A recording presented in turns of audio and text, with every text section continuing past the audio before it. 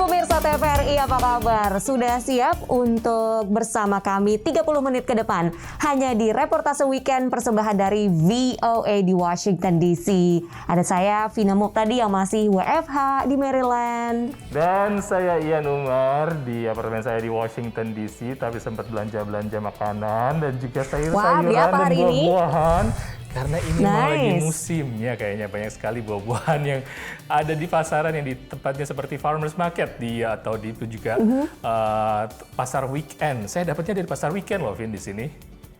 Wah, menarik itu, soalnya yang dari pasar weekend biasanya justru yang paling segar ya kan, dan tidak mengandung bahan-bahan kimia, kemudian dipetik langsung oleh para petaninya, terus jadinya lebih kita juga lebih responsible gitu kan, kita memberi penghasilan kepada petani, terus nggak lewat banyak perantara, jadi benar-benar dari kebun langsung ke meja makan.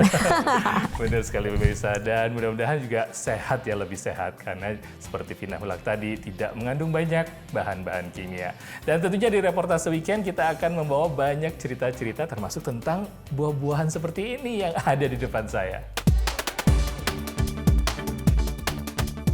Buah apel memang sangat populer di Amerika. Nuri Auger, diaspora Indonesia di Amerika, bertani menanam apel dan juga buah-buahan lainnya. Bahkan ia juga menyelipkan sejumlah tanaman khas Indonesia di lahannya.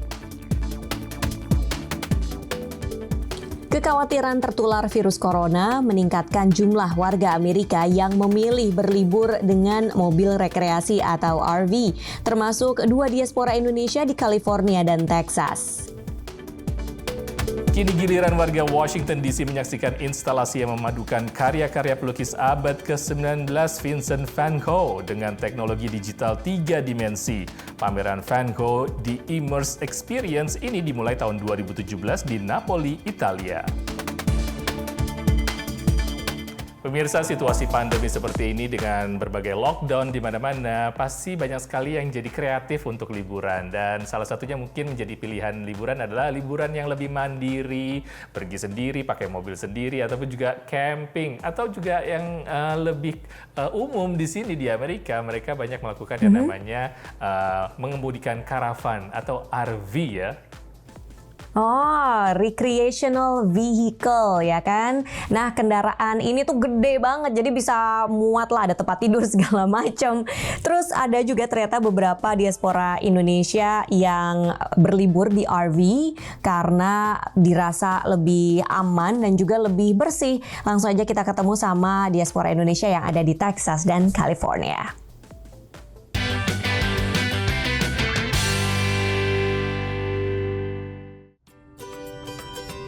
Kita belum confidence, kita belum berani gitu untuk naik pesawat atau naik public transport yang ketemu banyak orang, itu kita masih pikir-pikir gitu.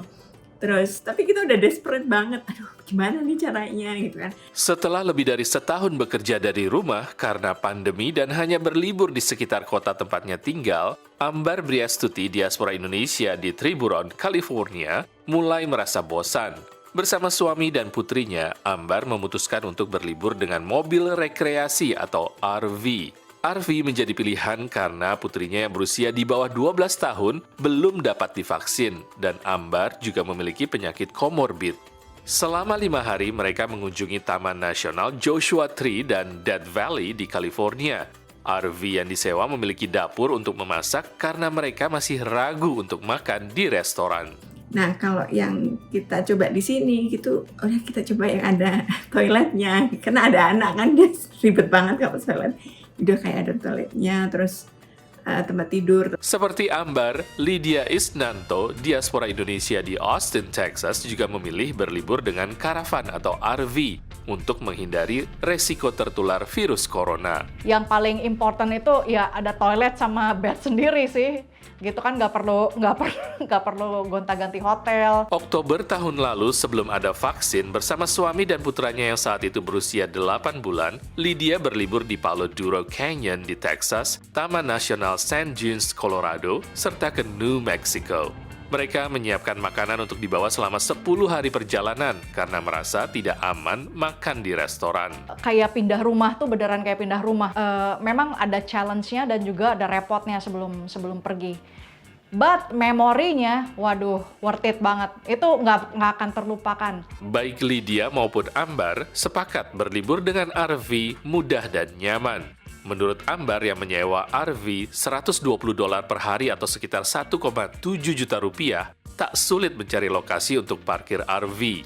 Dilengkapi dengan fasilitas air, listrik, wifi, serta pembuangan sampah dan air kotor, ia membayar $25 untuk bermalam. Berlibur dengan RV juga memberi fleksibilitas dalam mengatur jadwal. Namun, yang paling penting bagi keduanya adalah memiliki kontrol terhadap kebersihan selama perjalanan. Yang paling aku khawatir itu karena bayi itu kan dia jilat semuanya gitu. Dan dia makan semuanya. Jadi to be able to control itu penting banget pas lagi pandemic. Able to control ya itu yang paling bikin peace of mind ya pas lagi travel. Pengalaman menikmati alam dari dekat dengan RV amat berkesan bagi Ambar dan keluarganya. Bahkan, kemudahan untuk menetap di mana saja membuat Lydia terpikir untuk kelak tinggal di RV. Tapi, yang memiliki mesin cuci dan pengering baju di dalamnya. Jadi RV park atau RV resort ini dia nggak menyarankan untuk jemur di luar. Jadi jemur di dalam. Dari Washington DC, Zulfian Bakar, Nia Iman Santoso, VOA.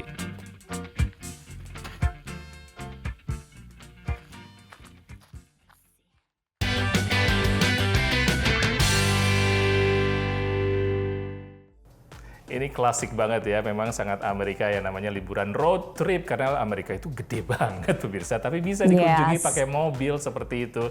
Jadi bisa keliling Amerika loh menggunakan kendaraan seperti itu. Seru banget ya, tapi kalau bawa anak kecil ya lumayan ya, cucian numpuk ya kan seperti tadi kata Lydia. Tapi jangan salah, yang penting kan memorinya. Saya yakin itu memori yang dibawa pasti akan sangat berharga sekali. Dan pemirsa jangan kemana-mana, reportase weekend nanti balik lagi ya.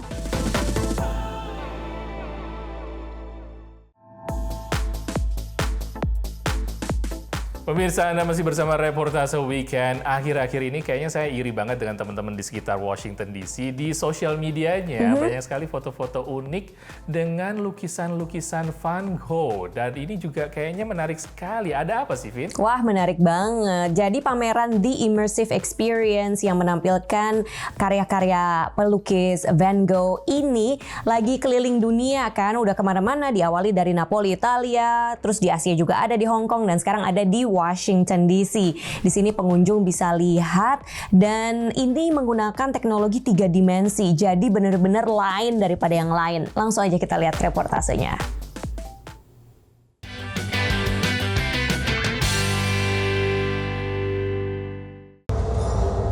Dalam pameran ini penonton diajak masuk dalam sebuah pengalaman baru. Paduan dunia klasik dengan modern. Karya Vincent van Gogh hidup berkat teknologi 3 dimensi.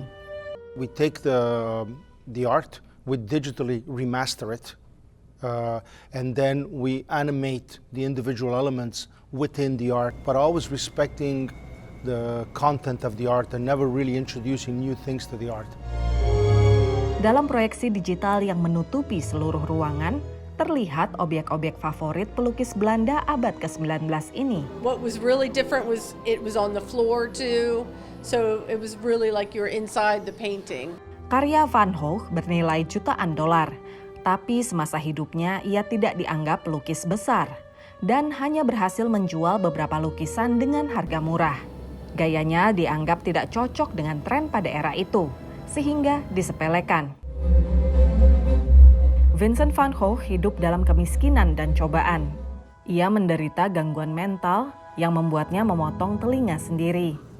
Mulai aktif berkarya di usia 28 tahun, ia tewas akibat luka tembak diri pada umur 37. He painted over 900 paintings in 9 years, which is an incredible amount of paintings, and over 1,100 drawings, sketches.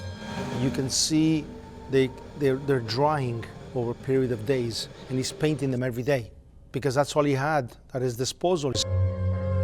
Padahal sebetulnya ia agak buta warna. And so he didn't see all the colors like we do. People theorized that that's why you get these rich colors, is because when he saw yellow, he was painting orange. When he saw the blues very lively. Bagi sejumlah pengunjung, pameran ini membawa nostalgia. Anthony misalnya teringat pada almarhumah ibunya. Right before she got sick and passed away, she painted a lot of sunflowers. It was one of her favorite things, and there's a couple examples in the first part of the gallery that, like, I saw them and just cried. Pameran ini berlangsung hingga Januari 2022. Penyelenggara berharap dari sini pengunjung jadi tertarik untuk datang ke museum dan melihat-lihat lukisan sambil belajar tentang sejarah para penciptanya. Dari Washington DC, VOA.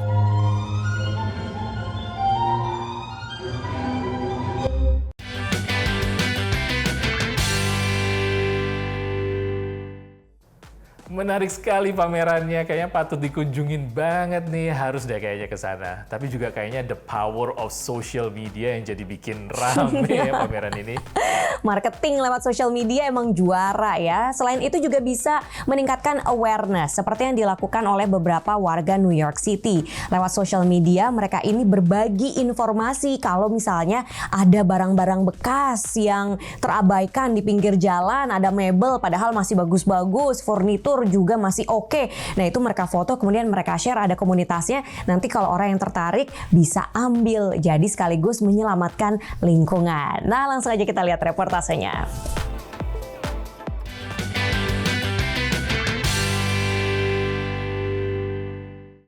This is a chair from probably the 1960s. It's by a company called Chromecraft.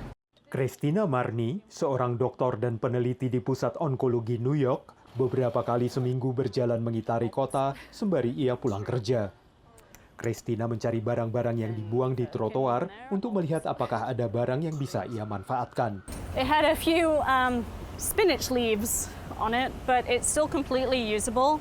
Barang-barang rumah tangga, perabotan antik, pakaian yang terkadang masih ada labelnya, termasuk berbagai macam barang yang ditaruh di trotoar untuk dibuang. Christina mengambil yang bisa ia bawa, dan setelah dibersihkan secara menyeluruh, ia memberikannya kepada teman-teman, kenalan, dan kelompok amal. Barang-barang yang besar difoto dan diposting ke grup khusus secara daring. Just across the street on that side, there's more stuff available. Christina tidak sendirian. Banyak orang lain seperti dirinya yang mereka sebut sebagai stoopers, yakni yang menemukan barang berharga di jalanan kota dan memberikannya kepada yang membutuhkan. So, there's 6 of these. One of them is missing the bottom. Okay. Good to know. What else do you have? All right, so we have a mirror. We have a dishwasher that goes on your countertop. Shelby dulu bekerja di lembaga pengembangan usaha kecil, tapi pandemi memaksa banyak kliennya tutup sehingga ia juga kehilangan pekerjaan. This is my full-time thing. Kini Shelby membantu warga memindahkan barang-barang yang ingin mereka ambil dari jalan dan mengantarkannya dengan truk miliknya. Menurut Shelby, ia bersedia membantu memuat dan mengirim benda besar apapun yang ditemukan di trotoar ke alamat manapun di kota New York. It takes a lot of physics. I just have my trusty dolly, so as long as I can get a piece of it on my dolly, like for example this leather couch here, I put the dolly on the side, tilted up the couch, and as long as I can get it to roll, I'm good. And sometimes I flirt with people on the side of the roads just to get a little bit of help. Banyak barang yang dibuang kualitasnya masih sangat bagus. Ketika pandemi melanda New York tahun lalu, sebagian warga mulai membuang banyak barang karena memiliki cukup waktu untuk membersihkan rumah mereka. This table right here, this guy came from the sidewalk. The wine rack right behind you, that one came from the sidewalk. Violet Anderson dan suaminya punya antara 20 hingga 30 barang dari trotoar yang dipajang di rumah mereka. Barang yang menjadi favoritnya adalah mesin jahit ini. Setiap barang yang diambil dicat dan diperbaiki atau jika perlu diubahnya untuk menyesuaikan dengan gaya rumahnya. Barang-barang buangan ini mendapatkan kehidupan baru di tangan pemilik yang baru sehingga masih bisa tetap membawa manfaat dalam beberapa tahun ke depan. Dari Arlington, Virginia, saya Helmi Yohanes dan tim VOA.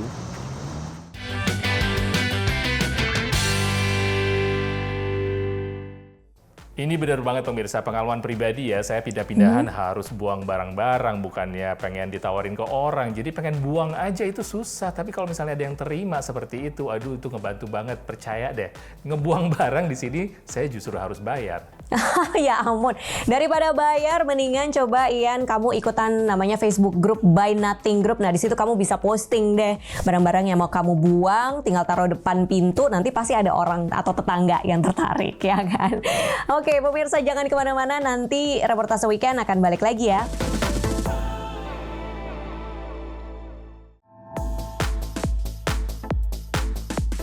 Hai pemirsa, balik lagi di reportase weekend. Di Amerika Serikat di musim gugur ini ya, biasanya saya suka mengajak anak-anak, keluarga untuk petik-petik ke kebun gitu kan. Kalau musim gugur biasanya ada buah labu, ada buah apel. Seru banget apalagi outdoor, jadi lebih aman gitu kan.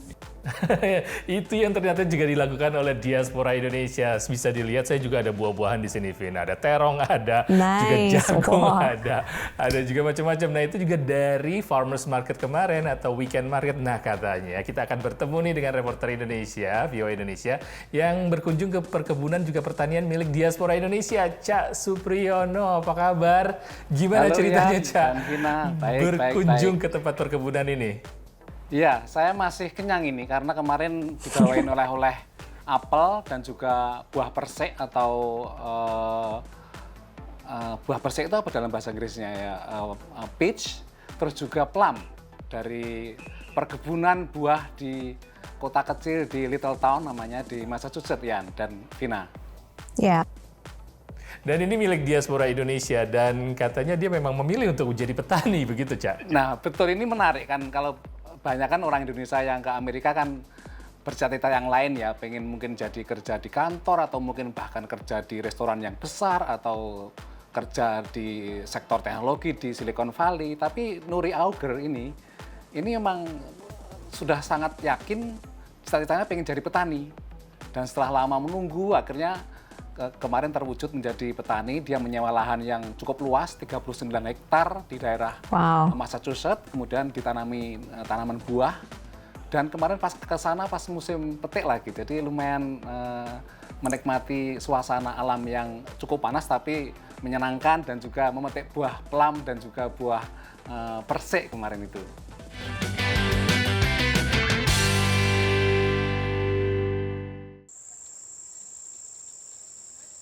Yang tinggi menjulang gitu kadang dipotong supaya enggak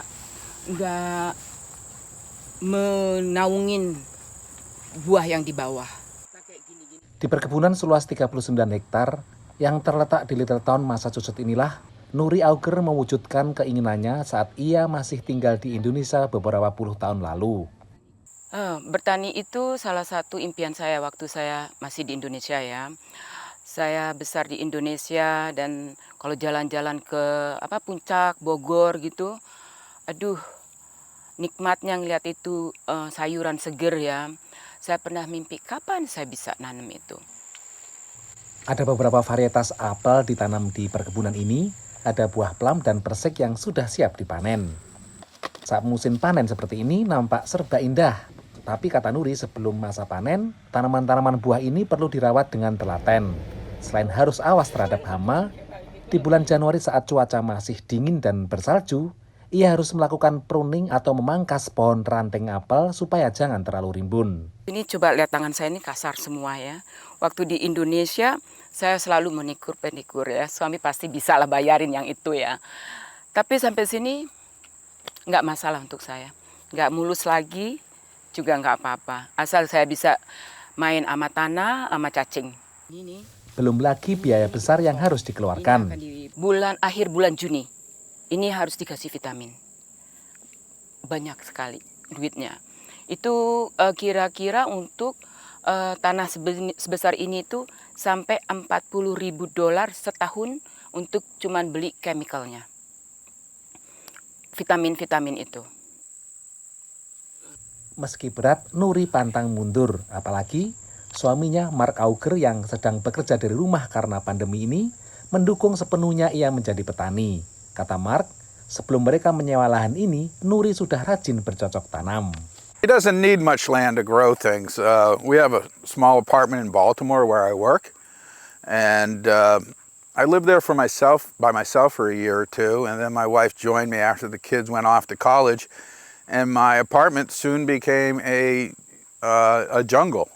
There were plants everywhere. I couldn't even move inside my apartment anymore because there were so many plants. Dari hobi menanam di pot kemudian mengalami suka duka menjadi petani, Nuri semakin menghargai profesi ini. Jangan diremehkan posisi atau jabatan petani. Apa yang ada di meja kita di rumah itu karena petani. Hasil panen buah dipasok ke berbagai toko dan supermarket di Massachusetts. Atau kadang dibawa saat ia menjual makanan Indonesia di pasar kaget seperti di kota Westford, yang semua hasil keuntungannya disumbangkan ke yayasan pendidikan di Indonesia. Well, I don't know if she sells fruit from her farm, but I've gotten fruit that she's grown in her yard, and it's fantastic. But then also particularly I like her jamu. Yeah, she makes the most fantastic jamu. Membuat jamu jahe, kunyit, ataupun sari buah apel dan peach, kata Nuri, adalah strategi usaha yang ia lakukan supaya usaha kebun buahnya balik modal dan untung. Dari Littleton, Massachusetts, Supriyono, Virginia Gunawan, dan Rifan Tiastono melaporkan.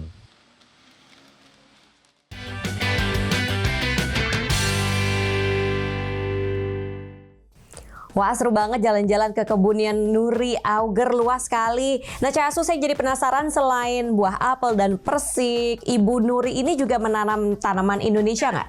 Oh iya, Ibu Nuri ini menanam segalanya, semua ditanam. Pokoknya yang ada lahan yang kosong ditanami apapun, baik itu buah-buahan ataupun juga empon-empon yang asli Indonesia seperti ada jahe, ada kunyit, dan tidak hanya itu saja, tidak hanya dipanen kemudian dibiarkan, tapi juga dibuat jamu. Bahkan konon ya, jamunya ini terkenal juga di daerahnya dan sekitarnya. Banyak orang-orang yang senang olahraga, yang dulu minum minuman penambah energi produk Amerika, sekarang konon berubah menjadi senang minum jamunya Ibu Nuri Auger ini. Wah. Mudah-mudahan sehat ya, jadi ya. tidak ada efek sampingannya ya, karena jamu biasanya kan alamiah ya. Ya, menarik sekali. Cak Supri, terima kasih banyak mengajak kita berkunjung ke perkebunannya Nuri Auger tadi. Dan pemirsa, demikian reportase weekend kali ini. Mudah-mudahan semuanya bermanfaat dan kita mengambil cerita-cerita yang sangat bermanfaat bagi kita semua. Saya Ian Umar dari apartemen saya di Washington DC. Segera pamit. Dan saya Vina Muptadi dari Silver Spring, negara bagian Maryland. Kita akan ketemu lagi di reportase weekend hanya di TVRI Media Pemersatu Bangsa. Sampai jumpa.